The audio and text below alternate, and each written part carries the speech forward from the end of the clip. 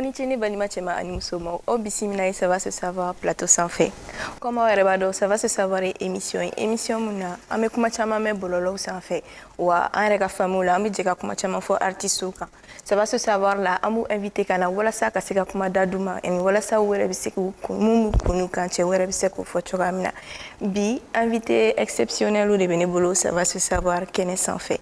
Gayana Badam n'a représenté, comme a une Mokura, une Toko Fatima. Nebka Balmam Misma a remplacé, ça va se savoir quand. Areba donc Furuko Manoron, Ani, Ala Jolindo. C'est pour cette raison qu'il y a eu congé de maternité. Donc, pendant un bout de temps, on est Amnadjega, ça va se savoir présenter, en fait. Bon, avec Aketo, ça va se savoir là. Amna kuma français, Anibam Nakana, Amidjeka Nyagamirona. Voilà, ça, Mounou me koka, Animou me émission Nadje. Ou le Rebeseka Doni Famia, émission Naturamina. Avant qu'on termine l'émission, mes paroles du Salif Ma, voilà ça, Alib Seka présenter au Yedoni. Je pense qu'il y a Obeba Aledon. Salif, est-ce que tu peux te présenter s'il te plaît? Oui, mais en la Djalibaga Benfou, donc m'a invité au fou. Je le remercie d'avoir effectué le déplacement. Et j'espère que bon mon nom va faire comme na antenne bo dunungoro katan kono fosso. J'espère qu'on va tous se dire ici.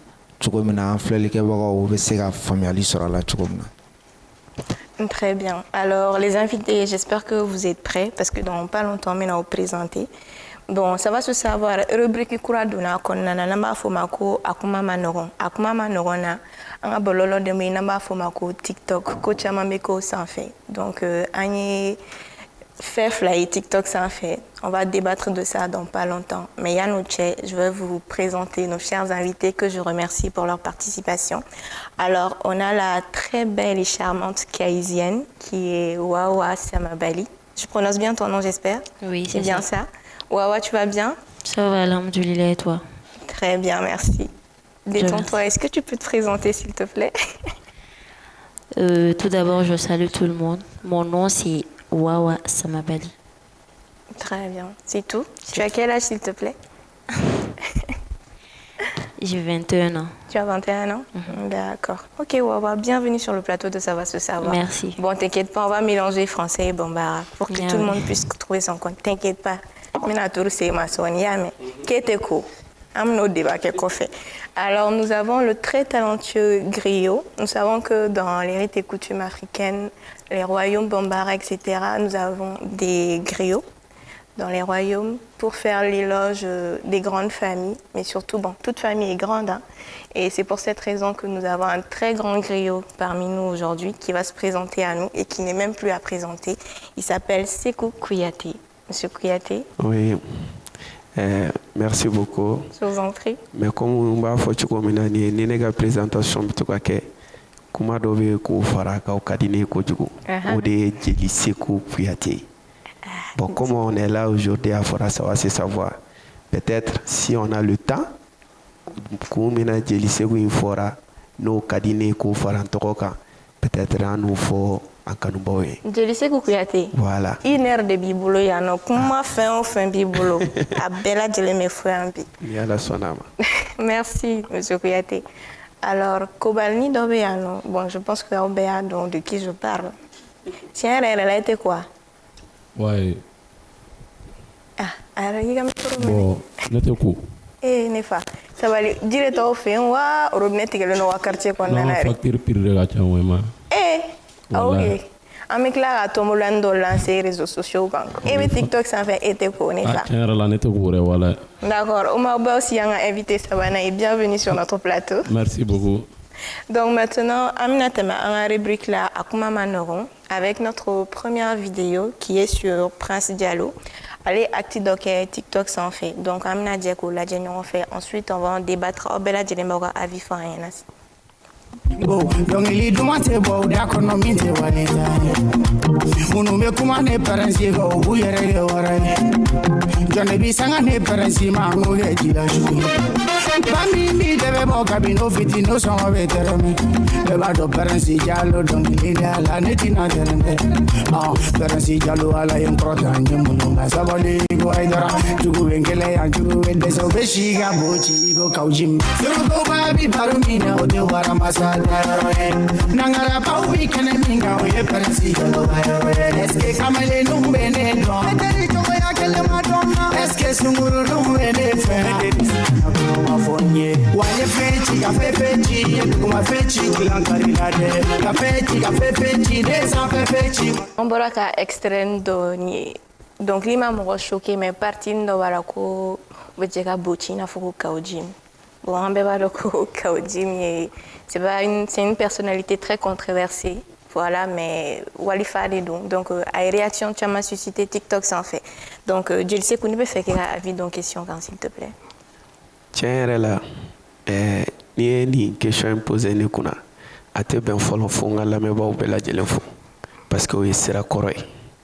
Mais la me ba ou folie fene ko fait ou sigile me ka kuma min kono kone kono kuma fo ni kuma inka parce que kuma il me se ka sema jelula mais haketo ni jeli bela jele fait club benela parce que ne suis fini ne tena fait fo il faut kama delika fo nga me kuma ke me songa kala sema korbalona menu shika koroni shi nga ne jeli ana ni jo ni be fe ka kuma jatikila dogoyate ala korfenete jeli la dogoyate fo haklima ko yoro famia donc lidala ni be dongli da kuma dola femi yere kadi o yere ka foy surtout ni kera jeli bi to ka mo fo mais fo mo ka famia ka fo ko ni yere be ka fo yere be ka tanu ni kan kadi yere kutu o yoro de la iba soro dongli be femi ke artiste la be femi ke jeli la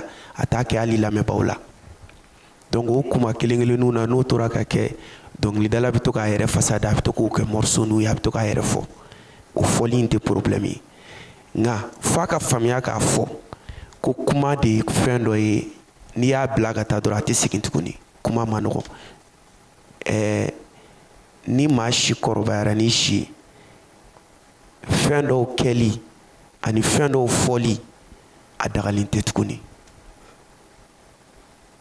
donc li la jate fanu la jate mo wena kuma nunu ke la jate nyo de fo ngo bezike kanana mabla fɛn bi no ko ni yake ko na kɛra bezi abi fani ba se ninima I kana sɔn ka kɛ donc ni yɔrɔ na artiste mi ni da ne ka artiste préféré de don fɔlɔ min na n b'a ka dɔnkili lamɛn dɔnkili fɔlɔ lamɛn a don n sigilen ko cɛ n ko ne t'a dɔn ni dɔnkilidala in bɛ bɔ yɔrɔ jumɛn ko a bɛ bɔ Senu ye quartier nka bɔyɔrɔ wɛrɛ b'a la suguya wɛrɛ b'a la nka a kɔni dɔnkilida kan ka di ne y'a kanu ten ka sɔrɔ n'a ma ɲɔgɔn ye a ma jɛ jusqu'à preuve du contraire temps yɛrɛ ma sɔrɔ k'a permettre ne n'ale fila ka bɛn ala m'o latigɛ fɔlɔ mais ne y'a kanu a ka dɔnkilida kama nka ni ye mɔgɔ fɛnɛ kanu n bɛna nin question n ka hakilina di fɛn fila de la n b'a di kelen na ko ne y'a kanu o ye kelen ani filanan ni ɲininkali kɛra o la ko ne ye jeli ye ko ne k'an da don a la.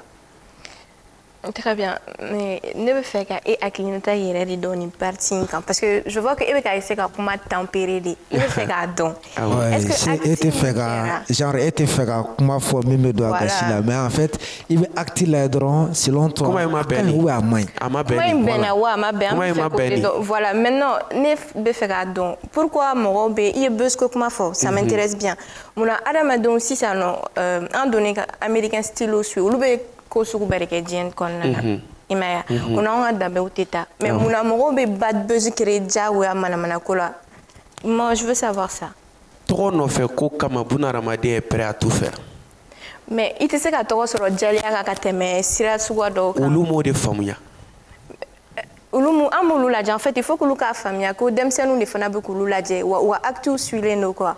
ni kuma min bɛ yen n'a bɛ ka kɛ TikTok sanfɛ a kan k'a yira dɔnkilidala yɛrɛ de la ko tiɲɛ yɛrɛ la k'ale lamɛnlen don maa fɛ ka sɔrɔ denmisɛnninw dɔrɔn tɛ k'a lamɛnlen don hakilimaw fɛ donc parce que a ye kuma min fɔ a ye maakɔrɔbaw tɔɔrɔ TikTok sanfɛ denmisɛnninw dɔrɔn tɛ yen dɛ mɔgɔ seriyelenw de bɛ yen o ye tiɲɛ a y'a dabɔ min kama ale de b'o dɔn ale de bɛ se ka wele ka n'a ɲininka o la kun jumɛn a ye nin kuma in fɔ. donc a banna Jeli Seku ye kuma ban I welelen don walasa I ka nin yɛrɛ défendre ça va se savoir plateau sanfɛ. ni Ala sɔnna.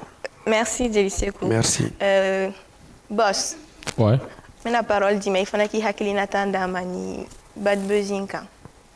bon nin ko in ne kɔni tɛ se ka dɔ wɛrɛ fɔ a kan ye mun kɛ a ma ɲɛ dɔrɔn e bɛ se k'o dɔrɔn de fɔ ne bɛ se k'o dɔrɔn de fɔ e fana bɛ TikTok kan i bɛ comédie kɛ i bɛ fɛn caman kɛ e yɛrɛ bolo ce qu'il a fait est-ce que c'est juste en fait par exemple ni a bɛ se ka kɛ ka o Jim kun bɛ se ka kɛ ale fa ye o de la n y'a fɔ a ye mun kɛ a ma ɲɛ mais o dɔrɔn tɛ kuma ye a ye min kɛ a ma ɲɛ i bɛ don ko la de ka ko walawala a ye n bɛ se kuma la dɛ mais i bɛ ka siran ne yɛrɛ faut pas avoir peur a ye ne tɛ ka siran ɲɛ sa siran tɛ o i ma bon nin question ye i n'a fɔ an ka jeliba y'a fɔ cogo min na ale yɛrɛ de bɛ se ka ɲininka nin question in na i bɛ sɔrɔ a kɛ ka da mun an si t'o dɔn non mais quoi qu'il en soit acting a kɔni a ma ɲɛ a y'a kɛ ka da ko o kun kan a ma ɲɛ bon a kɔni ma ɲɛ voilà donc i b'o de fɔ a ye a kana ɲɔgɔn wɛrɛ kɛ c'est pas bon a kana segin nin kan voilà o yɔrɔ kɔni mais est-ce que a yɛrɛ bɔra ka excuse présenter non pas ce que je sache bon ne kɔni m'o ye il n'a pas fait d'excuse ma foyi kɛ fɔlɔ ne m'o ye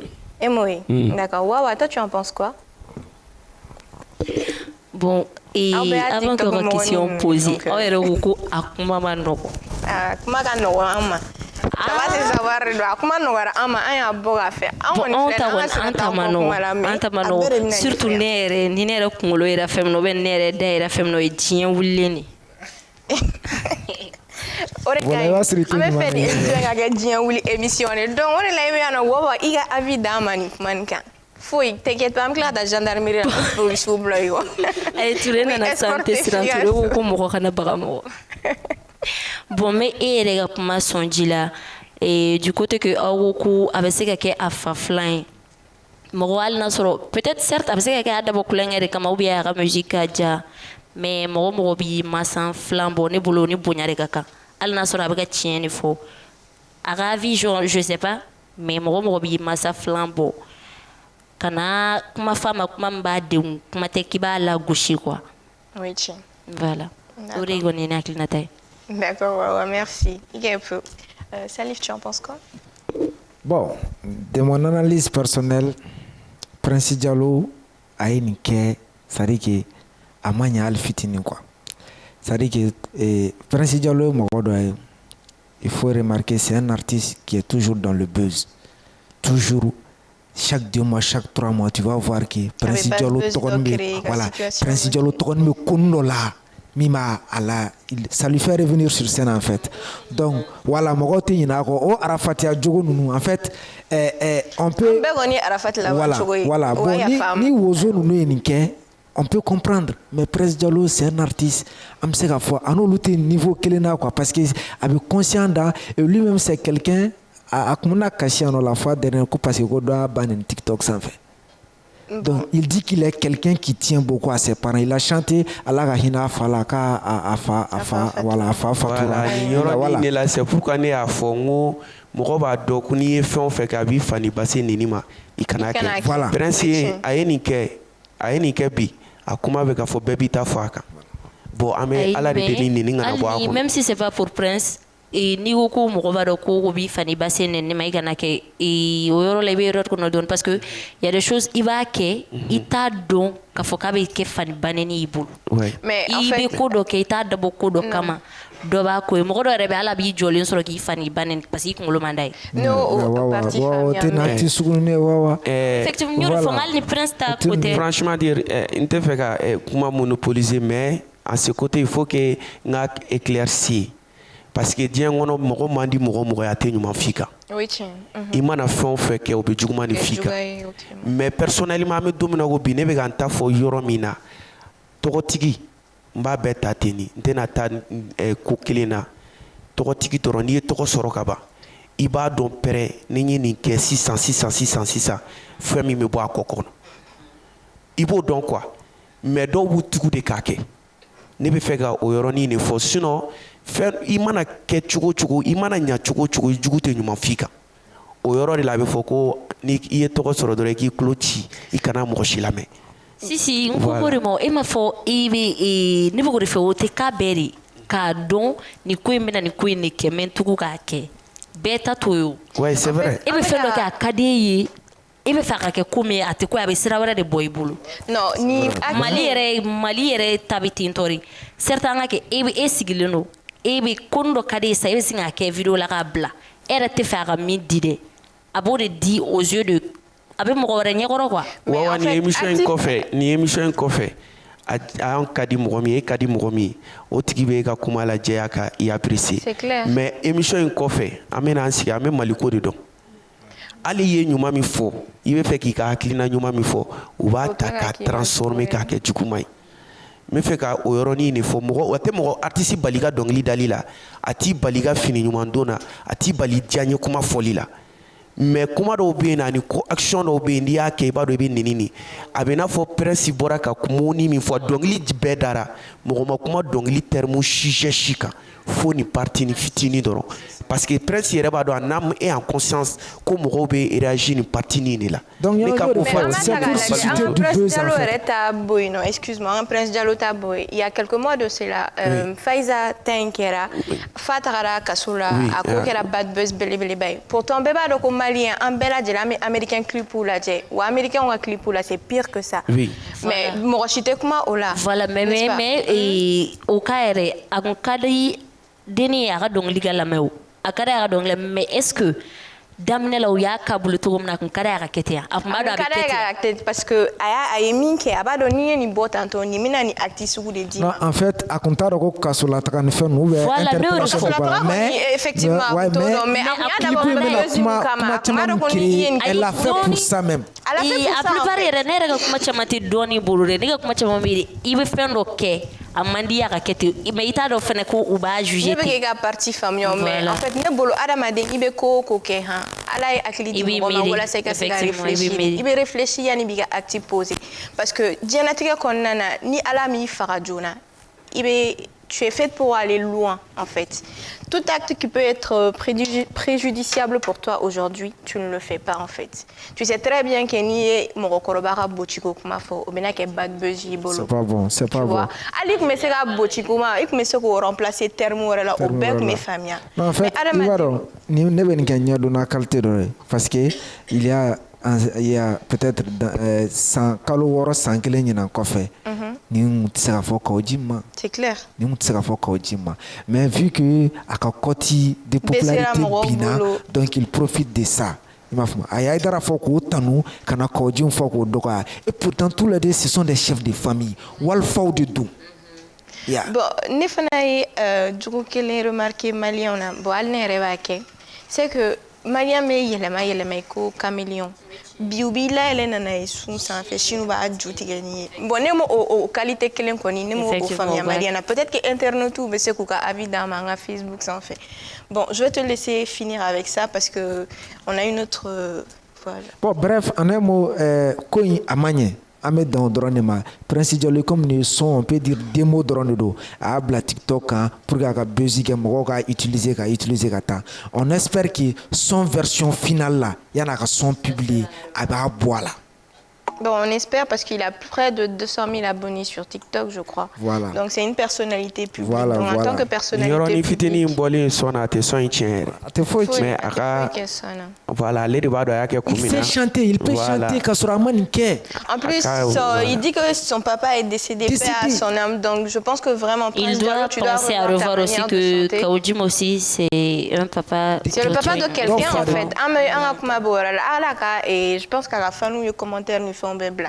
Donc on boulot quand on a excuse publique ou que à l'États-Unis ou le bad buzzy qui en même temps buzzy double qui fait monsieur ou bad buzzy une tournée et puis finalement nous écoute du coup qu'on a ma chargé de comme on va faut qu'on a excuse publique ou présenter. C'est la moindre des choses. Donc je pense que il a compris. Ni une émission ni tu sais ce qu'il te reste à faire, c'est tout. Et maintenant Aminata, mais si je vous parle de 1 et de 0, je pense que vous comprenez.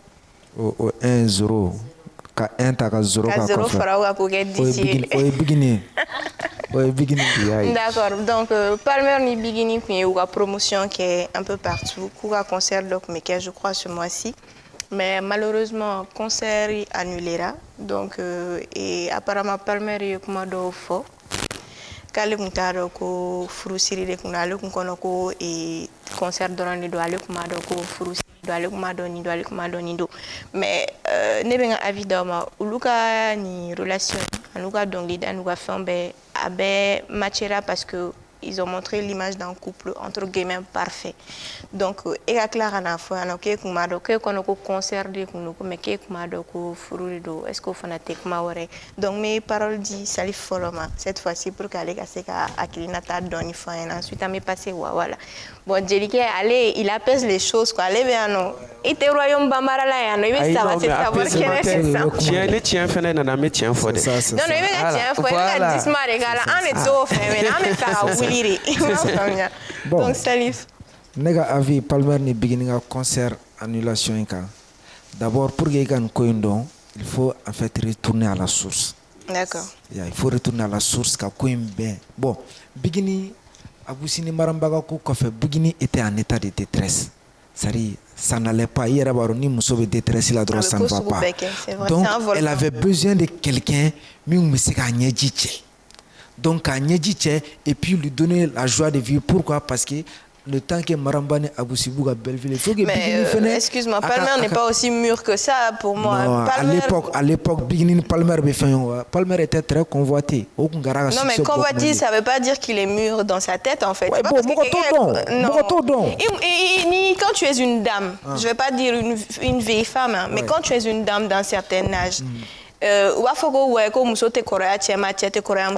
pour moi oui n'importe quoi mais quand tu es une dame d'un certain âge il y a certaines choses que tu ne dois pas faire. Palmer il est un peu trop jeune en fait il faut pas juger il faut pas juger une banane à travers sa couverture okay. Donc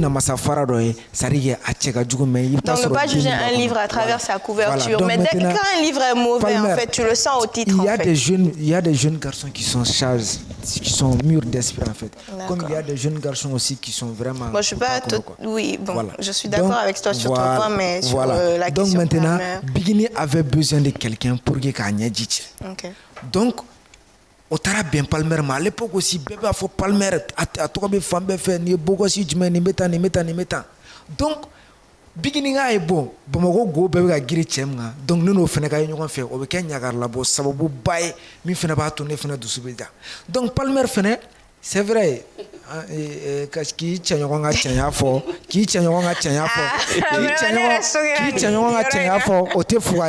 mais en fait Palmer on sait que beaucoup de choco et tout ça mais à donner musique mais tout le monde a dit à Wakati que Palmer ne sait pas chanter.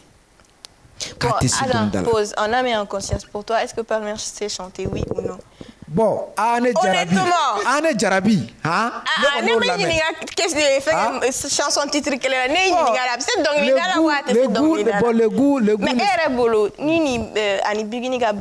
est-ce que Palmer a un succès? Honnêtement, je dirais que non, parce que on sait tous que Palmer, ça dit de film. Donc il a une belle gueule seulement quoi. Voilà. C'est juste ça son.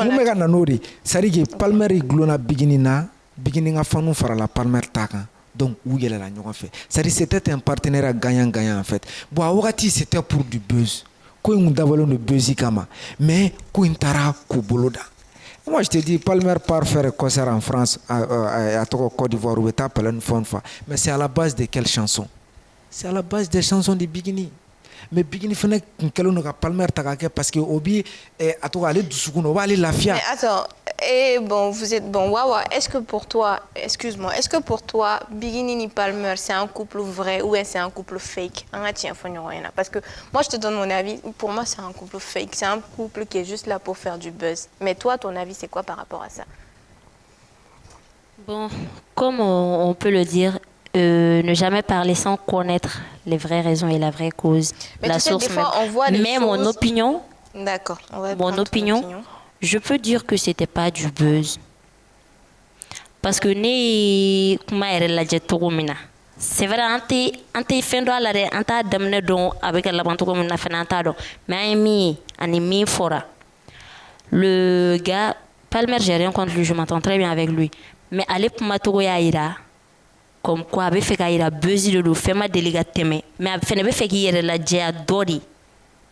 Lui il a montré comme si c'était grâce à lui c'est grâce à lui. Il était avec la dame, c'est pas professionnel, il était avec la dame par pitié. Donc pour toi, c'est pas de l'amour, mais c'est de la pitié. C'est de la pitié. Parce que sa façon de parler montre que c'était de la pitié. Tu m'as mis un coup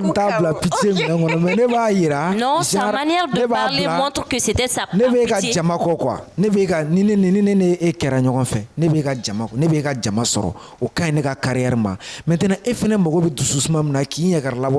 Moi je vais représenter. Sinon si tu as remarqué, à l'événement ni vidéo de TikTok sans fait critiquer. C'est-à-dire que tu ne vois pas la tendresse dans les actions de Palmer envers est-ce qu'elle est là tout c'est-à-dire Alsen ni bigina essayer qu'à approcher la chukundo la droite. Tu vas voir malgré tout ça akunga moto mo ga yere la kuma kuma. Mais en fait, est-ce que pression donne ma elle allait faire parce que même si tout a kuma be fois je pense. Ali pression elle na ka et mo te sika mo jawara fo shikena ma jayere. Jamais moi mon seul problème est que sur plateau il a parlé d'imposition, imposer un mariage qu'on peut pas imposer un mariage. Bon, regarde ça. Maintenant, lui, il retourne sa veste en fait. Parce qu'au départ, je pense qu'il a été invité sur un certain plateau d'une émission que je ne citerai pas ici. Où là où il y a question sur il a été évasif en fait. À Djabi. Mais dans son entendement, Alébé Moussouin fait un mariage car nos parents ne opposé mariage là, si je me rappelle bien, si je ne dis pas n'importe quoi. Mais aujourd'hui, il parle d'imposer un mariage. John mariage imposé à là. Vu qu'au départ, concert de confirmation. Non, il dit qu'il n'était au courant de rien. Allez, qu'on te fouche calama. Émission suite au c'est comme s'il a été piégé en fait.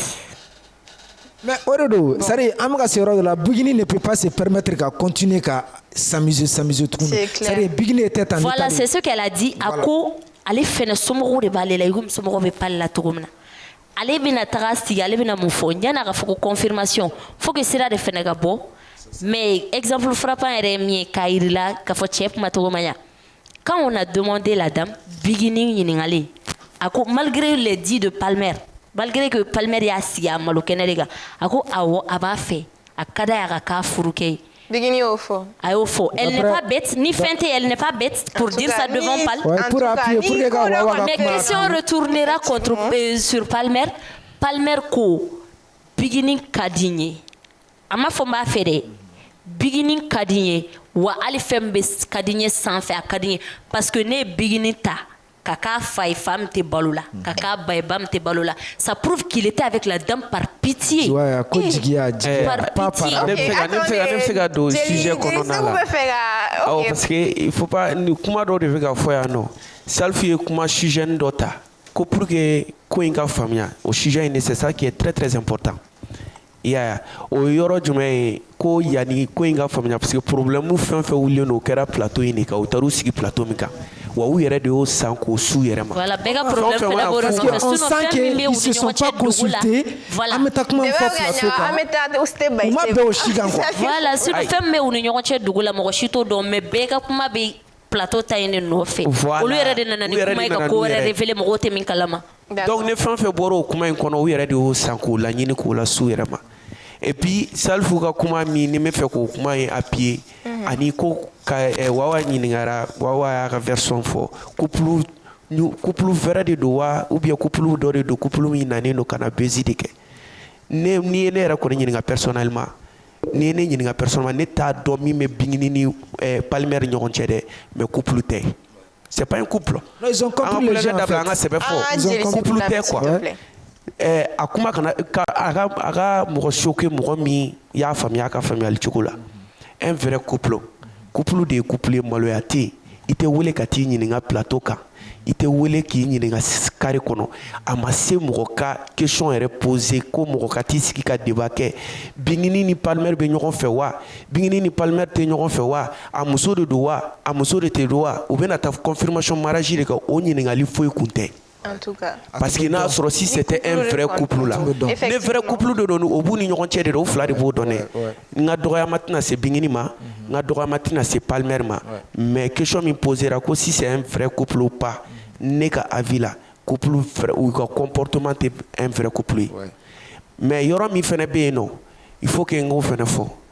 n'a kɛra i me sigi ka kuma kan ko ka ko daminɛ lajɛ i k'o yɔrɔ la ko in au départ ko c'était pour le buzz ça i b'o fɔ n'i ka tiɲɛ ye parce que ne tɛ o daminɛ ko kalama mais n bɛ fɛ ka yɔrɔ min fɔ n'a sɔrɔ buzz in de kun don k'u y'a kɛ buzz in de kama Palmer est au courant Bingini est au courant donc u taar'u sigi plateau in kan u y'a dabɔ a kama de ka mɔgɔw dalakɔrɔbɔ donc n'o kun don Palmer n'i b'a dɔn kuma e mana fɛn fɔ an bɛ don min na ko bi ni Palmer ye fitini fɔ dɔrɔn Bingini ko la Bingini t'i lajɛ a bɛ bin ale de kan i yɛrɛ b'o kalama en âme et en conscience i jɔ Palmer tɛna na ka n'i jɔ plateau kan ka n'a fɔ k'a bɛna kuma dɔw fɔ ten sa a bɛ kuma fɔ n'a ka tiɲɛ de ye puis a b'a fɔ réalité min bɛ yen nɔ a bɛ kuma fɔ ten de. Parce que question posera kunna émission dɔ senfɛ le gars essaie a ma répondre a kun bɛ ka kuma don kuma kɔrɔ de. Voilà, le gars essaie de dire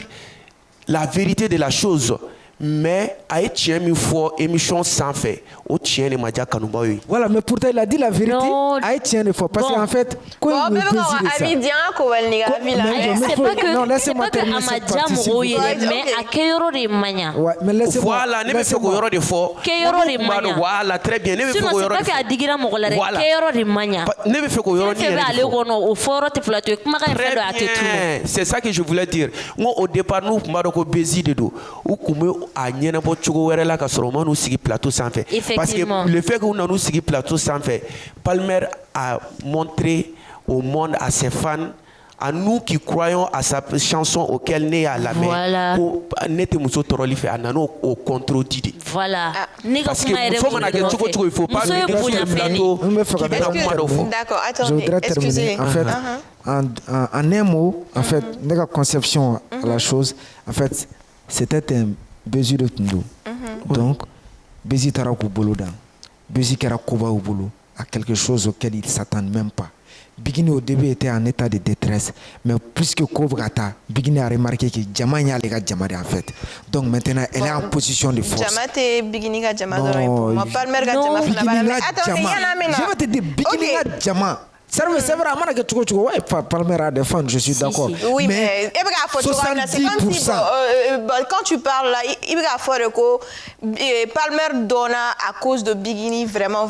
Non, mais je parle du fait que... Non, d'enchaîner les concerts... Lui, il veut montrer comme quoi Palmer ni Bigini flado ou flato. Il n'a pas Jama be Palmer bolo ka koro. Jama be Bigini bolo ka koro. Mais kabi Palmer yere toke Palmer c'est grâce au Bigini ka fan. C'est ce qu'il veut dire en fait. Bon, Palmer ni Bigini tayena. Nte Palmer don, nte Bigini don. Ah, ne tu flashy donné. Mais TikTok ça monnaie comme ça. Et John suit exactement TikTok ça. Bon, ne be comédien on suit à ani mama la ni fama ayi Omar mu ka te fara foyere mo munu akada le munu ngale mago glale bol le ima ale bol le suit quoi ima ate gonte wa fin Palmer la mere ate gonte Bigini fengere ma fon tout don parce que tout wa kuke taw lejɛ quoi ni bezi ɲini ni fɛn ne tɛ nin fɛn ninnu lajɛ mais yɛrɛ ɲɛ b'u ka couple la mais awɔ ɲɛ b'a la ne hali kunu y'u ka fɛngɛ in lajɛ Palmer kɔni ye mun kɛ plateau sanfɛ tiɲɛ yɛrɛ la a ma ɲɛ awɔ ni ma ɲɛ ne b'o yɔrɔ de fɔ a ma ɲɛ yɛrɛ de a ma ɲɛ i m'a faamu bon sisan komi ko in kɛra tan ne bɛ mun fɔ Palmer ye a ka Bigini furu ma furu quoi ko kɛra tan ka ban a ka furu quoi ni onzi dɔ bɛ Palmer bolo wo nɔ ayi foyi t'a bolo mais Nina an y'a dɔn k'a fɔ ko mɔgɔ caman bɛ yen nɔ parce que an y'a ye Basumani ninnu ni fɛn ninnu y'a fɔ ko bon ko Palmer comme a kɛra tan ko Palmer ka bɔ yen olu yɛrɛ b'u gɛrɛ wa bon ne yɛrɛ kɔni fɛ hali jama ka kɛlɛ bɛ min nɔfɛ an ye d'a ma sa ne kɔni fɛ hali jama ka kɛlɛ bɛ min nɔfɛ ko kɛra u ni ɲɔgɔn cɛ ko kɛra u ni ɲɔgɔn cɛ togo togo la a tun b'a bolo a dusukun na togo togo la a bɔyɔrɔ tun tɛ plateau ye. Moi j'ai une question pour chacun d'entre vous tout de suite. Aw bolo ni bezi avec Palmer ka carrière kan genre du coup a b'a bin ou a b'a lawuli de en un mot seulement a b'a bin ou a b'a lawuli ni bezi a bɛ jouer Palmer ka carrière parce que là dans cette histoire on voit tous Bigini comme la victime bɛɛ Bigini est victime mais il faut se dire que quelque part à la part des responsabilités parce que tu es majeur il y a une situation dans la il d'après mes informations bon c'est pas pour la défendre c'est pas pour une dame doit se comporter de cette manière non c'est pas pour la défendre au fait mais et ambe muso kera tugo muso akili ga fegeni chei non en fait féministe ou ben en fait muso quand on réfléchit à la avantage ko fo te sera demsen te sera demsena fo sa wawa o tsa go e ba do avantage me muso bola ha muso hakili ka bon muso ibe doko ko la dian hono ha i kan y réfléchir à 2000 fois avant de rentrer dedans si mais ibe se ka kuma inda mo worba wala koroga laje muso akili ka dogoni chetai ma femme saute au couronné. Ouais, moi conception. Voilà, moi je pense que quand par exemple tu es amoureuse, il veut errer au couille. Il veut tout à tout.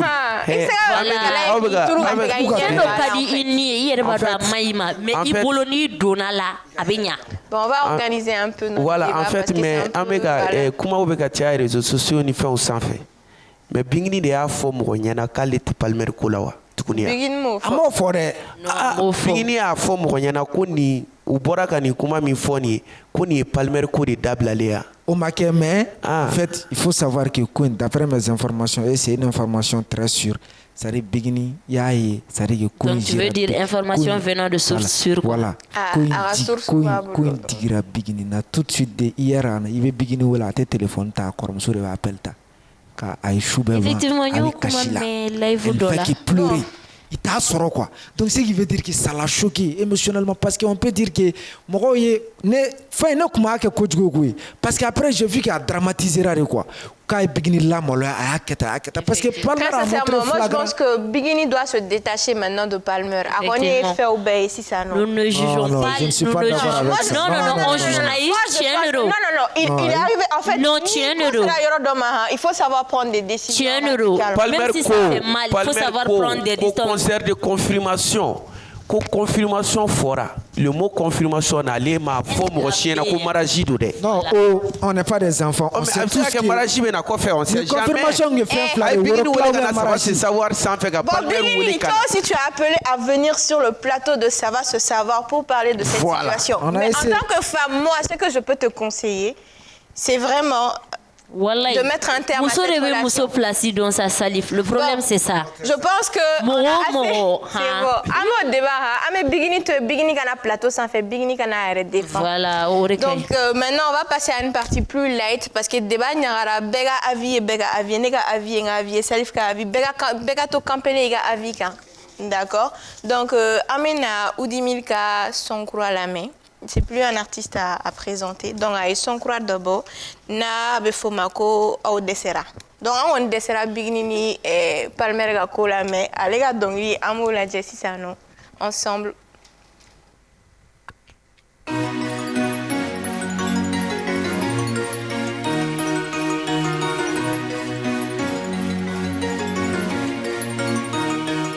Le bame bamunana ulu gerelendo amega fly jugu segenendo kabini bite nunu bere jorolendo utena sauna ga flow bere kolendo no desera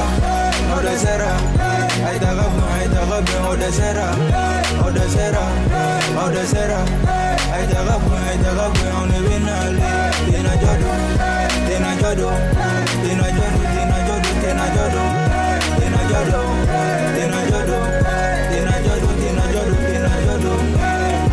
quero big blogus non te gambiri lab se ga kede menga tuna wole ga di se ga kede big tubus no ide film max se ga kede me se ga wole ga paluka alhamdulillah aujourd'hui mon cas c'est pour des millions amu ko ko kule qui sont des millions ta ki mo meta ga nyega ke na ga piriye ati de lo je afanya ni mane fala je le ba fla male tu ga jabe de bali ba fla de dunya ko mo na me dile bo fla aba no mo ni mi no chobe fla me gu de sera me gu pero diga blau diga fa pero gu fa sa ja u ga digila Ukana balila Ika tuni temena ukana digila Nami nobe pamunana ulu gerelendo Amega fly Jugu seganendo Kabini pite nunu bere jorolendo Utena sauna ga flow bere korolendo No desera Aitaga ben o desera Aitaga ben on est venale Tena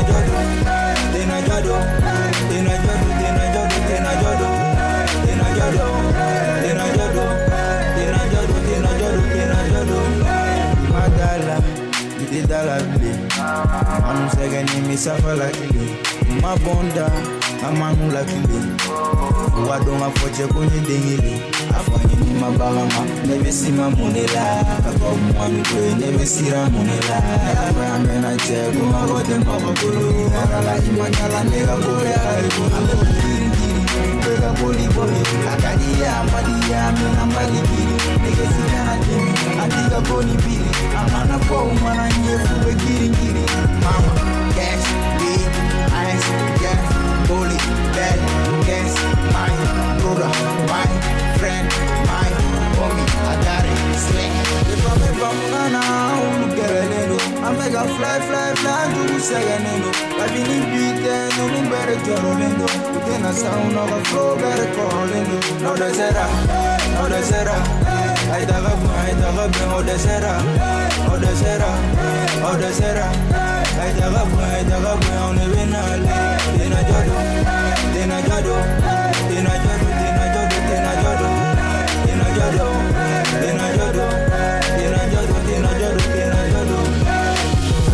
Hey, awo, hey, redikodo Mati seki klike ka klaki don klike A famille Lil Ben Lego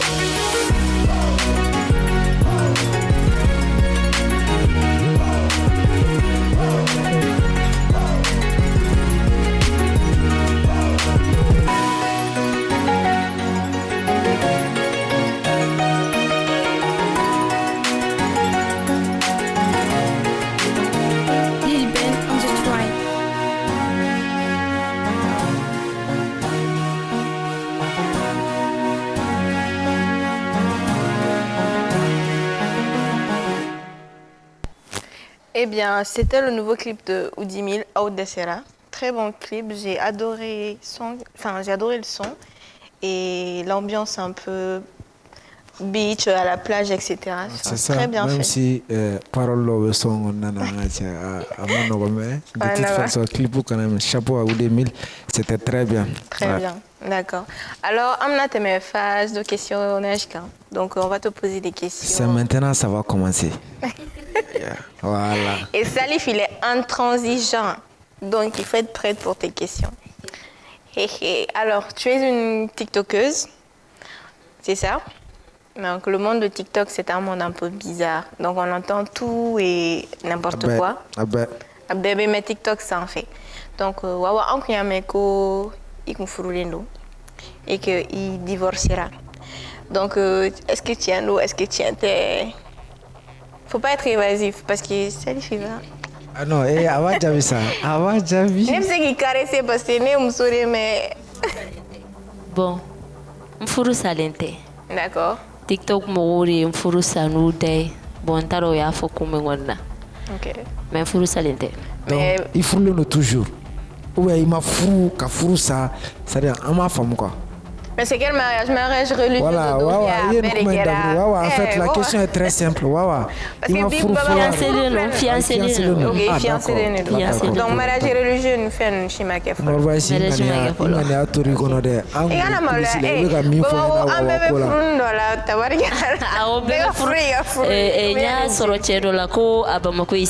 Nous sommes tous mariés régulièrement et irrégulièrement. C'est tout. D'accord. Donc, tu es toujours marié? Oui, je suis toujours marié. Parce que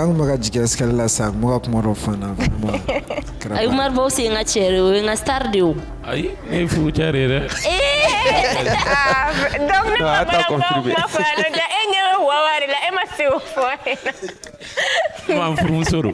I furumuso don. Ah ok ala ka furu in si mais m'a f'i ɲɛna i bɛ to ka i ta kɔlɔn na i bɛ to ka ji bɔ ka. Ayi sisan wari b'a kun a gagné a ye 1000 ayi Umaru i gagné wari dɔ na sa i kana dɔ fara facture wari kan. Jeli Seku Kuyate. On a question de madame posée kuna. Donc est-ce qu'il sait que Kuyate est-ce qu'il sait qu'il origine ou fa yana doni i kungo kibini ka chifia fana nya fa yana il sait ka doni Diluga kuma te bane ay mais ama abrégé 1 minute non mais ça fait trop plaisir hein. Ça fait trop plaisir quand on me pose ce genre de questions franchement parce que ni kɛra jeli i bɛ kuma mɔgɔ wɛrɛ la jeli kan ka Karima Sina dɔn a kan k'olu bɔkolo dɔn a kan ka Karima Sina siyaw dɔn ka n'o k'olu fɔ ɲɛna mais n'i y'a ye a yɛrɛ ɲininka t'a la k'a tɛ se k'a yɛrɛ ta fɔ là c'est très important pour que ka nin question pose et répond je suis très fier ne ka fierté o de ye jeliya in ye ne ye Asan Siribe den ye filamuso de bangela ne la o de kama ma kulonkɛ kɛ fila la. Parce que ni ne bɔra jama cɛma k'an jɔ bi Salifu n bɛ waso ni n ba de ne bɛ waso ni filaw de filamuso filakɛ ko tɛ dɛ parce que filamuso ni n ko n bɛna fɔ fila dɔrɔn a bɛ kɛ minnu fa n'u ba ye fila yɛrɛ mais n bɛ fɛ k'a fɔ filamuso den yɛrɛ de ma kɛ denlankolo ye filamuso tɛ wolo denlankolo na fo a yɔrɔ ka faamuya mais ne ye filamuso den ye ne ye filaw den ye ne bɛnna ye filala ye Asan Siribe den ye ne ba ka ca kojugu ne fa o ye Kuma Kuyate ale fa o ye Mamadi Kuyate Madu Kuyate ale fɛnɛ fa n b'a fɔ ka dan damadɔni dɔrɔn na an kana taa fo Sunjata parce que voilà ça bɛ ka dɛsɛ cogo min na mais pour que n ka o yɔrɔnin fɔ k'a yira jama la ko yanni ne k'an jɔ ka kuma i kan i ka da la k'a fɔ ko ne bɛ n yɛrɛ dodo fɔlɔ o Mamadu n'o ye ne mɔkɛ ale fa ye Jigiba Kuyate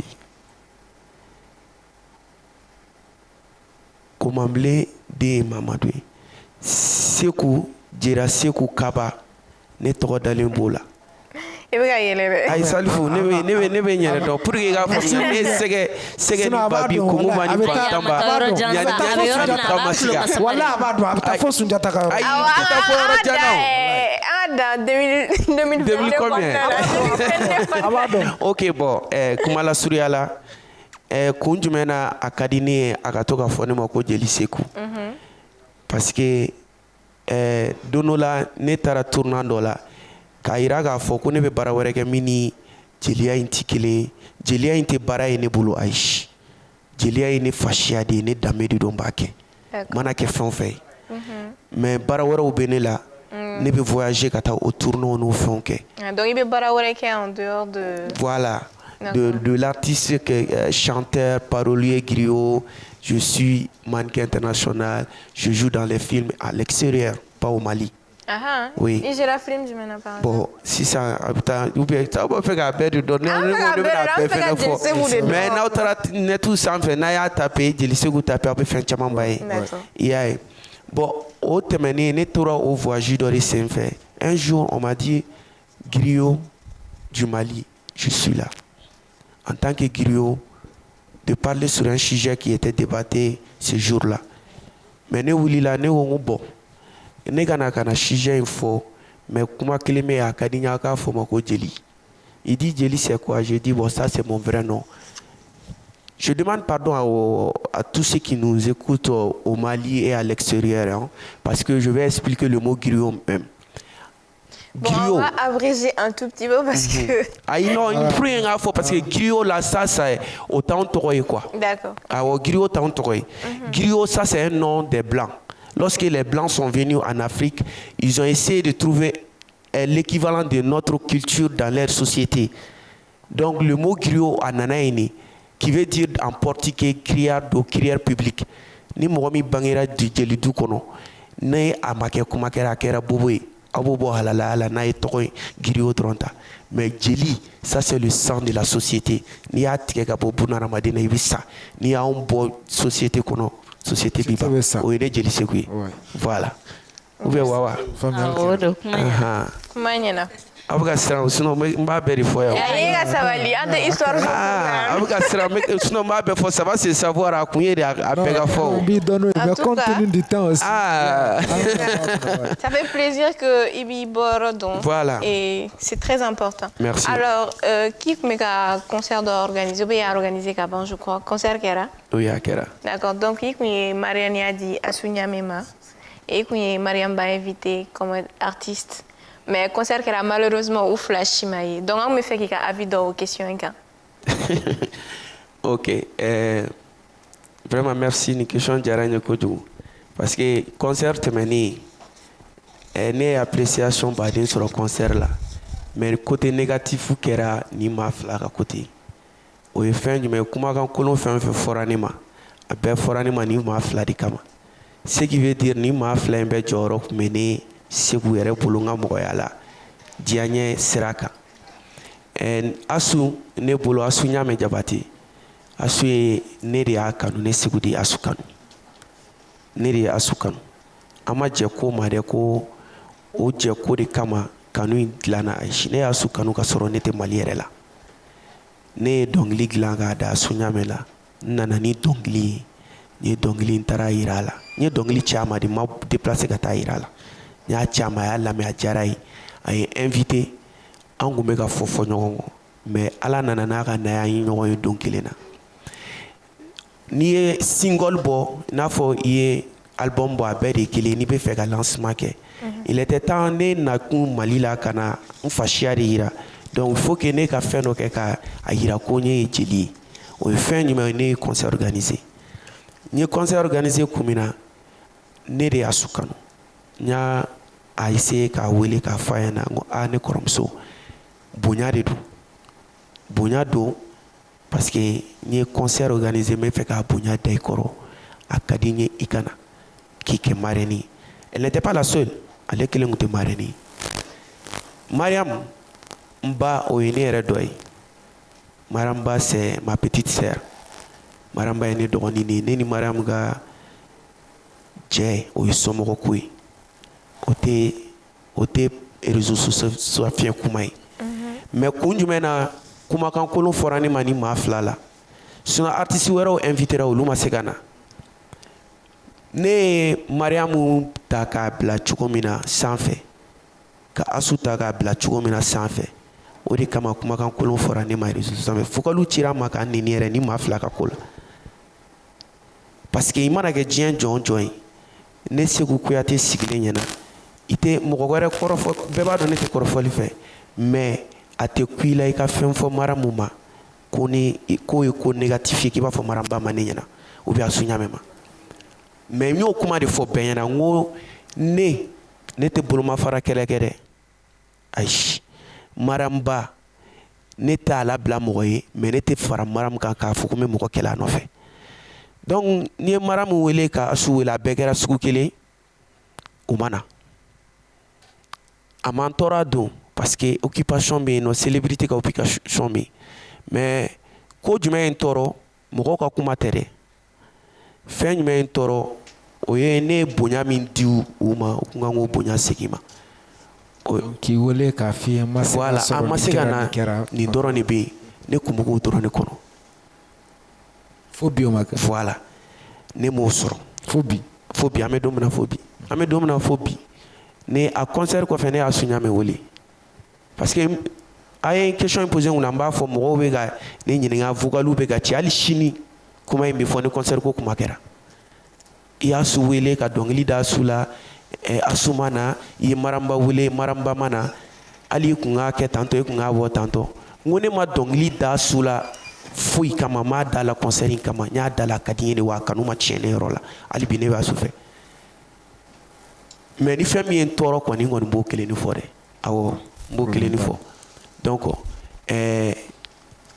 Mariamu ba a ma na ne ka concert la Asu a ma na ne ka concert la a tɛ i n'a fɔ o ye ne n'u cɛ mɔgɔya tiɲɛni mais fɛn min ye kuma tiɲɛ ye ko ne de ka na n sigi ka kuma musalaka mɔgɔw ye mɔgɔw b'a fɔ kuma ye plateau kan kuma de don mɔgɔw bɛ kuma fɔ n t'o jaabi vocaliw cira n ma mɔgɔ jaabi mais n'a ye question posé n kunna k'an ɲininka ne bɛ tagama tiɲɛ de kɔ ngana sigi yan k'a fɔ ko ayi ko o mana ala de y'a latigɛ ala ma foyi latigɛ ne ye fɛn min ɲini dɔrɔn nin ko kun jumɛn na ka ne wele ka bonya ina sigi ma dɔrɔn wa o y'a kɛ n'a ma diya a ma bɛn ma donc o kuma dɔrɔn de bɛ yen. D'accord, j'espère que vous bɛna faamuya. Mais au Shima Woleli Keka, jusqu'à preuve du contraire, Maram ne m'a pas appelé. Ne de doué un crédit à Kamaramba Wouli. Jusqu'à preuve du contraire, Assoumane Wouli, ne de doué un crédit à Kouflabe Wouli. Ou à ne de Oubeka, ou Janet est bonne là quoi. Parce que ni Moro Kanoya Kanu Tieni Kama. Mais ça ne change rien. Ni Kodron ni Bonya Minkera ou Bonya de la Segima. Au décossant, c'est un $100. J'ai essayé qu'à.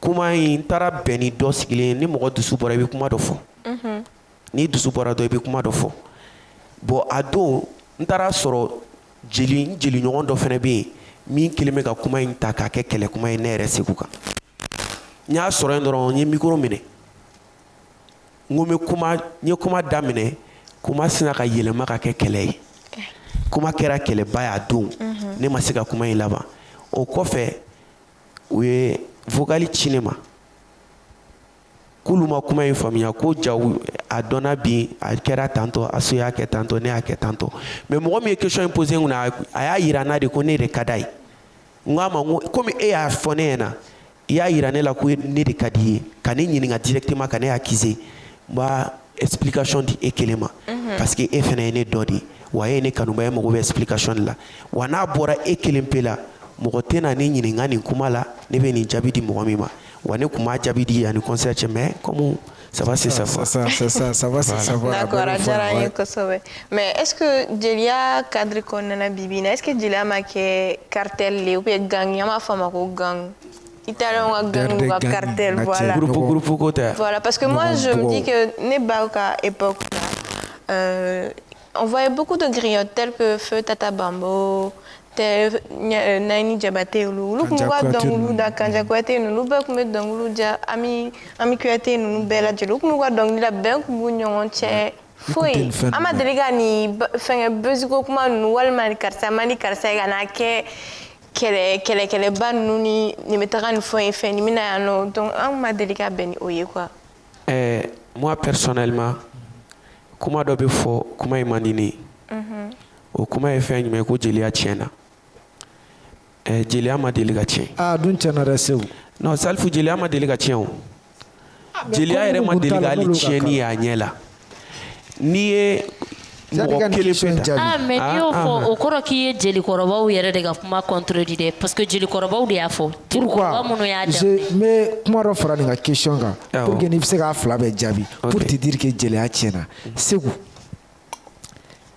c'est à dire que avant ko dɔ tun tɛ kɛ mais sisan o bɛ ka kɛ quoi a bɛ hakɛ to les hommes efféminés cɛ minnu bɛ musoya ta u yɛrɛ la dɔw b'a fɔ ko homosexuels dɔw b'a fɔ ko pédés donc o minnu kun c'est à dire que an ka société la tabou kun don mais sisan jelikɔrɔba a ka dɔgɔ jelikɔrɔba tɛ yen ko min ka homosexuel ta kɔfɛ c'est vrai il l'affiche a b'a yira a bɛ vidéo kɛ a bɛ fɛn bɛɛ kɛ n'a ye fɔlɔ la o ye maloyala ko ye mais sisan jeliba bɛɛ ka fɛnnin b'i kɛrɛfɛ. ayi bon hali n'o yɛrɛ côté tɛ jelikɔrɔba caman de y'a fɔ interview la ko jeliya tiɲɛna avant u tun bɛ dɔnkili da a bɛ fɔ jeliw ma de ko dilanna ko ni mankan kun kɛra jeliw de tun bɛ wele u bɛ mankanw lada de mais bi mankanw exemple bɛ ta jeliw de kan. tɛna mɔgɔ tɔgɔ fɔ Segu sinon mun u caman dɔn c'est à dire que u bɛɛ n'u ka mɔgɔninw b'u kɔfɛ a bɛɛ n'Ala cɛ. Salifou ce sujet i bɛ ka sujet min fɔ nin ye. C'est assez délicat je pense. Voilà c'est assez délicat ne tɛna se ka kumaba fɔ olu la parce que mɔgɔ minnu b'o kɛ olu b'o kɛ n'u ka daw la de mais o tɛ jeliya kɔnɔna la.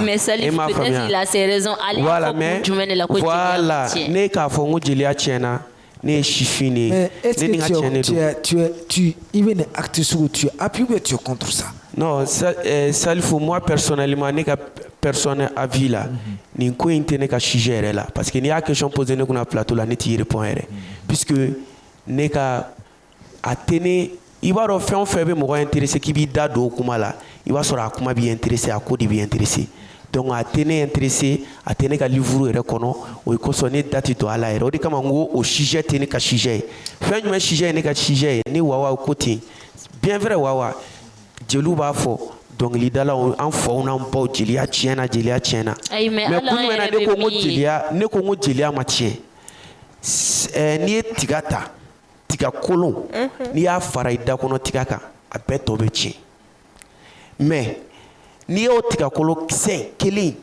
bɔ tiga tɔw la k'o jɔ kɛrɛfɛ e de tiɲɛnen don mais o tiɲɛni kelen in kama ne ye tɔw bɛɛ ta k'o fɛnɛ bɛɛ fili ɲama na i y'a kɛ cogo di mais a kɛra cogo cogo o de problème bɛ yan nin ko in dunnen don kosɛbɛ ni min ma ɲa jeliya la a kɛra cogo tiga ye tiga de ayi b'a dɔn ne ma ban ale ka kuma ma dɛ mais an ko tɛ hali mɔgɔkɔrɔbaw ka kuma ka bɔ yen mais an bɛ ka min ye o b'a fɔ to exemple de bɛ suit ne ka kuma ye min ye jeliya a bɛ fɔ de fɔlɔ même dans les histoires Sunjata et trucs on voyait que jeliw de bɛ na hali ni kɛlɛ kɛra u bɛ na interpeller ni jeliw ma min fɛngɛ a tɛ ni jeliw da ma don ko min na a tɛ ɲɛnabɔ mais an filɛ période min na bi hali hɔrɔnw yɛrɛ tɛ ɲɔgɔn sama min kɛ jeliw b'o de kɛ imagine ne bɛ taa kɔɲɔyɔrɔ la sisan ne ni e sigilen ni e ni ne man di ne bɛ jelimuso dɔ wele ka na ne pere fasa ma dada jelimuso bɛ kɔrɔmatigɛli kuma dɔw fɔ ou bien ne bɛ mɔgɔ bila ka taa don a da a fɔ a ye ko sagajan de ka préféré ne ou bien on veut tout faire diguer la mais ouais jeliya tieni de normalement toi tu dois réconcilier les gens et bolo jeliya ma tien pourquoi voilà 2 minutes enfin 1 minute en fait parce que voilà jarako du ça va c'est ça ko chama fora voilà ne me fait ka kuma mi foni jeliya tieni ngo kuma mi me ka fotoron avec ka fotoron comportement kolon mi be jeli demisenu na bi n'a fɔ kɛlɛ kɔrɔmatigɛli ale bɛ k'o min fɔ kɔrɔmatigɛli tɛ jeliya kɔnɔ o ye ko wɛrɛ nalen don a la o tɛ jeliya kɔnɔ ni mɔgɔ min y'a kɛ ni mɔgɔ min ye fini ɲuman don ka na k'i kan ka di k'i bɛ se dɔnkilida la i bɛ se fɔli la i bɛ se kuma la ka n'i jɔ ka na kɔrɔmatigɛliw ni comportement kolon ta k'i ye jeli de ye ne t'i filɛ jeli ye ne ko i tɛ jeli ye e bɛ bɔ a la k'i jɔ de o jogo in t'anw ka jeliya la. o la ce qui veut dire que Maramba ni fɛn ninnu tɛ jeli ye sa kɛ. ah bon ne tɛ na n da don la de sa mais i kun da maga côté dɔ la ne tɛ n da don la dɛ parce que ne tɛ na n da don la. Qu'est-ce que tu en penses? Qu'est-ce que tu penses du fait que jeliya la sisan nɔ a caman ye mɔgɔ efféminé ne ou bien. non n'i bɛ fɛ k'o question n'i bɛ fɛ ne ka n da don o question na o fana ye kuma wɛrɛ de ye parce que olu sujet tɛ ne ka sujet yɛrɛ kɔnɔ olu tɛ ne ka livre kɔnɔ mais parce que olu tɛ ka cadre voilà parce que ko min bɛ mɔgɔ diɲɛ kɔnɔ ko min b'i intéressé de ko min b'i intéressé de i b'i da don o la jogo min b'i intéressé ou bien i bɛ fɛ ka ko sɔrɔ ko min na i b'i da don o ko de la. n'ale se ma se ka argumenter kun min na i ko ne ma ko jeliya ma tiɲɛ. bon an b'o argument est-ce qu'on t'o bila émission wɛrɛ la. sinon jeliya ma deli ka tiɲɛ ni min tiɲɛnen don a la dɔrɔn an k'o bɔ a la. Voilà, donc ça nous a fait plaisir que tu aies pu répondre à toutes ces questions. Donc on va juste une minute passer à Omar Baos. Ouais. Voilà, on sait qu'il est comédien et TikTok ça en fait. Donc est-ce qu'il sait qu'il y a la faute d'Oni vite fait? Bon, ne tɔgɔ yɛrɛ Siri Gino. Siri Gino. Ne dɔgɔnɔ de. Dɔgɔnɔ. Ah dɔgɔnɔ kɛ. Ko dɔgɔnɔ ka kanu nɔgɔ t'a la. Nɔgɔ foyi t'a la. Dɔgɔnɔ ye hɔrɔn de ye. Bon, en fait. N ye école bila a mɛnna fɛnɛ caman bɛ ɲininka n kalannen don n ma kalan n ye école bila a mɛnna n ye école bila septième de la wa i ma faamu o y'a sɔrɔ gɛlɛyaba de tun bɛ yen quoi bon n taara damanda ni fɛnw na an taara wɔgɔbɛ yen nɔ k'a ɲɛɲini cogo dɔw la quoi i ma faamu bon sisan yen fɛnɛ an ye saba pan an tilala ka segin ka na mɔnzɔn an ni manœuvre an ni fɛnw kɛ yan nɔ bon sisan an comédie sira ni fana gosi. Omar Baos, ne bɛ k'i ka sɛgɛn fɔ i b'a fɔ ko mɔgɔ min réussit selon toi tu as réussi. Bon bi kɔni ne ma réussi dɛ mais ne ka mɔgɔ kɔni réussi quoi alhamdulillah. A bɛ fɛ k'a yira bi hali bi a ma réussi bi alhamdulillah ka tɛmɛ fɔlɔ kan. A bɛ fɛ k'o de fɔ a ye. Donc Sidiki Diabaté an ka bi ka di ni kunu ye o ye e ka exemple. Voilà an ka bi kɔni ka di ni kunu ye. Bɛɛ ka boli ka bi boli. Comédie minnu kɛ i b'a préparer de quoi. Non t'a préparé. Jɔ caméra ɲɛma dɔrɔn. Ne voilà un direct ou de quoi gɛrɛ na dɔrɔn an b'a kɛ ten direct. D'accord. Est-ce que tu arrives à vivre de TikTok aujourd'hui? Bon. I bɛ ka se k'i dahirimɛ sɔrɔ a la. TikTok la. bon n t'a fɔ ko n bɛ n dahirimɛ sɔrɔ dɛ parce que n bɛ warini minnu sɔrɔ wari fitini fitini ninnu olu tɛ dahirimɛ bɔ quoi i ma i bɛ se ka Umar awɔ ni kelen na t'i défend ye wa kɛmɛ fana tɛ se ka kɛ mɔgɔ dahirimɛ ye Umar ayi mais i ye na maloya dɛ i y'o sɔrɔ kɔsɛbɛ na ouais bon n ye 100,000 ni moto kelen sɔrɔ 100,000 in ye tɔgɔ de ye quoi tɔgɔ de don a ma d'i ma yɛrɛ la a dira n ma dɛ bon de don quoi bon essence de loi voilà i ma bon de don quoi essence 100,000 yɛrɛ faga vraiment non ale a se ka falen carte de don quoi a kɛra n yɛrɛ tɔgɔ la sisan ouais fo ni bɛ se ka feere dɔ ma a faamuyara sisan olu yɛrɛ dɔw bɛ 60 de d'i ma dɔw bɛ a fɔ ko 70,000 i ma mais tɔgɔ de b'a la ko 100,000 Umar ne ka question i bɛ sansi minnu an bɛɛ bɛ gɛrɛnw na i bɛ sansi minnu pratiquer en général c'est à dire i bɛ taa sɔrɔ gɛrɛn na gɛrɛn dosi tala ba de b'a kɛ Umar e bɛ dosi jumɛn ta ne tɛ dosi foyi ta n tɛ cigarette min n tɛ joint min n tɛ gulɔ min bon n bɛ thé ni Lipton kɔni min i m'a faamu n m'olu dɔrɔn de min fo n'o kɛra an ka dosi ye ok bon maintenant sisan e yɛrɛ ko i ka nɔgɔlenya da kɛnɛ kan ouais i yɛrɛ bon bɛnko kumaw ni fɛnw bɛɛ nana la mais est ce que e yɛrɛ n'i ka go ni ɲɔgɔn cɛ e ka nin nɔgɔlenya ninnu a tɛ ka c'est-à-dire a tɛ ka maloya ni e ye k'e jira c'est-à-dire e bɛ k'i ka nɔgɔlenya fɔ cogo min na donc a ma e ka go la maloya ni ye wa ni yɛrɛ de ka di ne ka go ye go b'e bolo wa go bɛ ne bolo donc i ni wo furu ma bɔ la go tɛ bolo dɛ bɛ kulɛ ayi n'a sɔrɔ n'a bɛ lemurukumuni jɔsi a kama o tɛ problème voilà i ma parfum tɛ wa e fana ko kuma min to yen sisan n'aw sera so kɔnɔ i b'olu f'a ɲɛna ne y'o fɔ aw ye yan nɔ n ko sufɛ ne bɛ ko mɛ tile fɛ ayi mais Umar mɔgɔ tɛ kalen k'e la tile fɛ ko tɛ se ka kɛ wa mɔgɔ caman bɛ kalen kɛ ne na tilegan fɛ u tɛ kalen k'e la bon ne ka nɔgɔlenya yɛrɛ de ka di musomaninw ye bɛnko bɛ to a y'ale ni musomaninw tɛ i n'a fɔ tilegan fɛ sa i n'a fɔ an kɛlen ka ɲɔgɔn bɛn yan ne ka sin ka fɔ ko ne b'a ko ladini k'e la te maloya ayi ne tɛ maloya o yɛrɛ de ka bɛn bɛ se ka tile joli kɛ la Umar bɛn bon bɛn noir dɔ bɛ ne bolo o bɛ tile 6 de kɛ ne na o la ni mɔgɔ cari mais bɛn jaune dɔ bɛ n bolo o kɔni o tɛ tɛmɛ tile 3 kan parce que n'ale mɛnna a couleur bɛ bɔgɔ forme ta ma fɔ ma o b'i lamaloya dɔɔnin quoi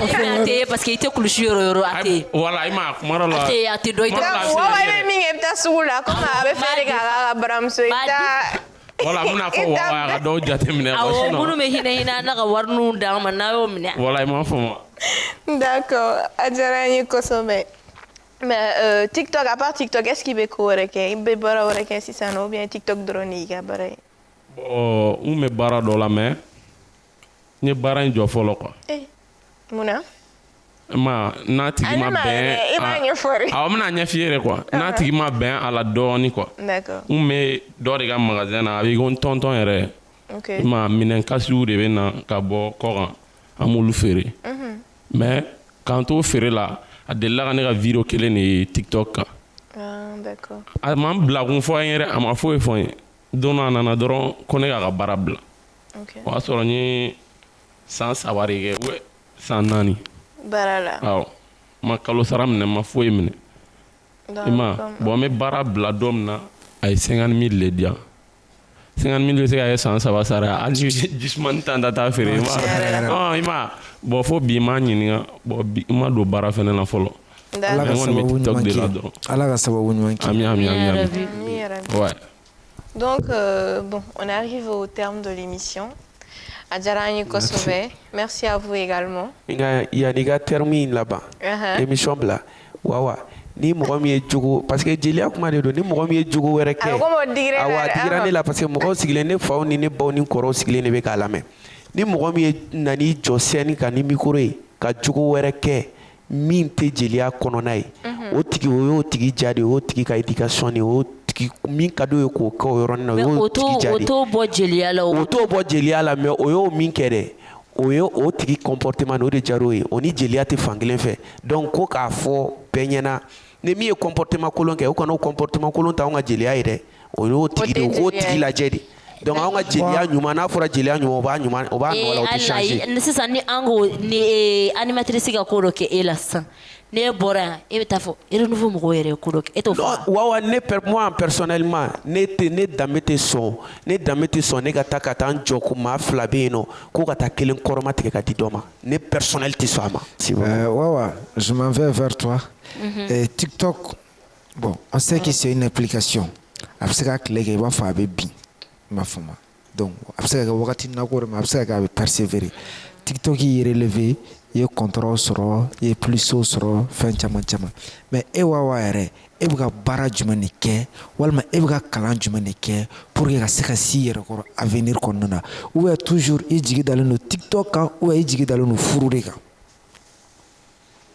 Bon, i komi i y'a fɔ cogo min na TikTok ye fɛnw lase ma nafa lase ma mais mɔgɔ tɛ se k'i sigi k'i b'i jigi da TikTok wari kan.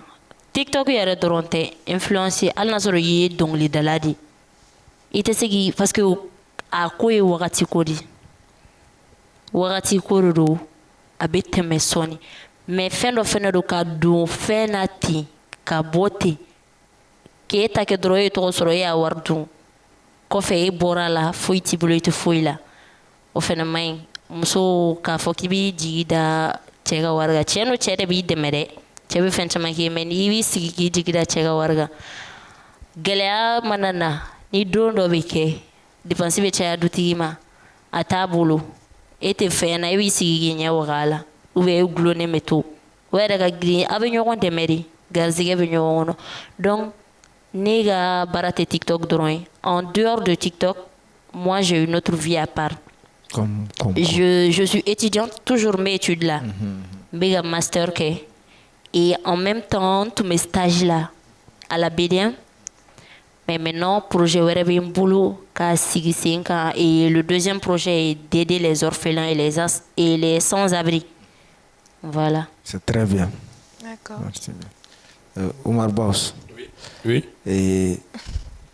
Ne bɛ ye TikTok sanfɛ i bɛ mɔgɔ caman tɔgɔ fɔ i yɛrɛ i nana i ko n'i ye jɔkaramɛw fasa da k'olu bɛ fan bɛɛ kɛ wari ye mais ko n'i ye bozo fasa da k'a bɛ fan bɛɛ kɛ jɛgɛ ouais n'est-ce pas bon maintenant ça peut-être plateau ye sababu de ye quoi donc comme télé do ani TikTok fana tɛ kelen ye e ka rêve i bɛ ka mɔgɔ min fɛn fɔ i ka vidéo la e ka rêve ye ka jɔn de ye a bɛ se ka kɛ plateau sababu la a tigi b'i ka kuma mɛn a b'i wele ka gɛrɛ la mais tu n'as le droit que de citer le nom d'une seule personne i tɛ taa faamabaw tɔgɔ fɔ mais e yɛrɛ ka rêve ye ka jɔn ye i n'a fɔ canal jumɛn na i bɛ ka faama minnu fɛn minnu fɔ i ka vidéo kɔnɔna la faama ninnu na ouais awɔ olu la bon dans tous les domaines i yɛrɛ b'a dɔn mɔgɔ min quelqu'un qui peut changer ta vie i bɛ fɛ ka mɔgɔ min ye yɛrɛ bon ne bɛ fɛ ka Mamala de Mamala Mamala appel la sera i ma donc Mamala ko kɔni filɛ nin ye sa dɛ Omar Boas k'i k'i ɲɛ jɔ a ɲɛ la dɔrɔn k'a tɛgɛ minɛ dɔrɔn i m'a faamu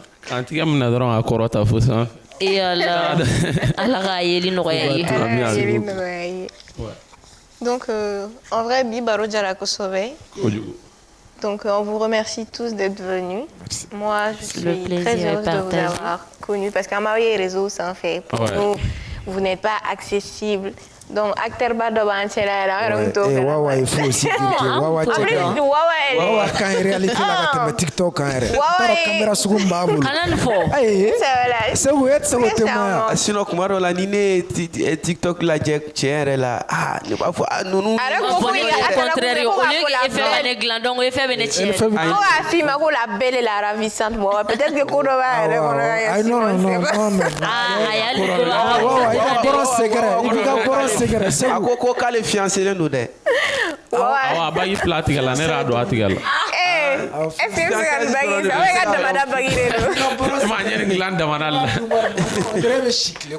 bon tiɲɛ yɛrɛ la n bɛ si tile kɔrɔ dɛ n bɛ si tile kɔrɔ wa n bɛ tile kɔrɔ a kɛra baara ye e bɛ tilela baara de la ne tɛ bɔ tile kɔrɔ yɛrɛ an bɛ si mangoro mais n ka cɛ ka tila k'o fara kobaliya kan maɲi dɛ bon tiɲɛ yɛrɛ la a ka girin mais a bɛ ne ayi a t'a tɔɔrɔ mais il faudra que a tɔgɔ bentigi dɔ ka Umaru sponsorisé ani safinɛtigi dɔ ka sponsorisé ani parfumtigi dɔ ka sponsorisé wa Umaru mina fɛrɛ min d'i ma sisan